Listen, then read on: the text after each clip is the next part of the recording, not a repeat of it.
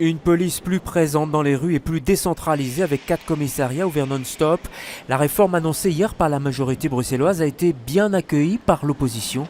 Mais avec une question, combien tout cela va-t-il coûter ? On n'a pas ces informations aujourd'hui. On nous parle d'une réforme plus ou moins neutre au niveau de la gestion du personnel, mais on n'a pas les chiffres.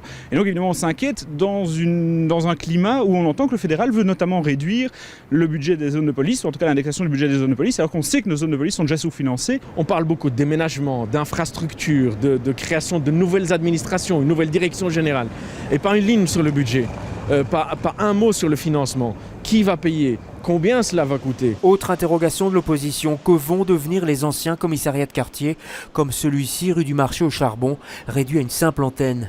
Marine Agy, chef de file écolo, mais aussi membre du conseil de police, s'inquiète sur leur avenir. Il faut aussi que les autres commissariats, les antennes de quartier, puissent prester un service utile aux citoyens, c'est-à-dire qu'on ne doit pas se déplacer 2 fois, 3 fois pour un document ou aller trop loin de son domicile. Et surtout, il faut une police qui connaisse les quartiers, qui puisse donc faire de la prévention, intervenir avant que des problèmes se posent ou pour résoudre des problèmes de voisinage, de prostitution. Il y a beaucoup de problèmes dont les personnes se plaignent. Enfin, tous demandent un contrôle interne renforcé, ce qui n'est pas spécifié dans le projet de réforme. Il faut dire que l'image de la police bruxelloise dans l'opinion publique a été ces derniers temps écornée.